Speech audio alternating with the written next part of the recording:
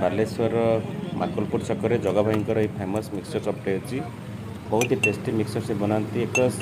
बालेश्वर जो पुणपुर लोकटे आसती बहुत वर्ष धर दुकानटा कले बहुत ही टेस्टी तो संध्या टाइम खुला भी रविवार दिन बंद हुए बेसिकली मैंने आसपारे सका बंद रहे संध्यारे ही खुला थाए तो भारी टेस्ट बढ़िया आलू कषा घुगुनी मिक्सचर मिक्सचरटा बेसिकली सीधा मटर सहित मिक्सचरटा जो बनाते भारी टेस्टी से आलू कषा जो देखिए आपने आलू कषा सहित घुगुनी सहित टे तेंतुली खटा पानी पकईकि जो टेस्टा बहुत ही बढ़िया लगे तो आपने आसतु यहाँ बेसिकली ITI छक बालेश्वर ITI छक एंट्री टुवर्ड्स चांदीपुर रोड माकलपुर छक गोटे आसो माकलपुर छक रास्ता कड़े यहाँ अच्छी ठेलाटा आपंकर हेमकपदा छक आसो यहाँ चांदीपुर वाड़ी जाइए रास्ताटा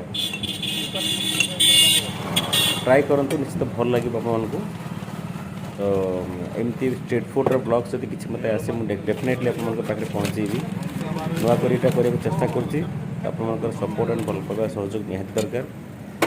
थैंक यू असुविधा कि मो पाखे असुविधा कि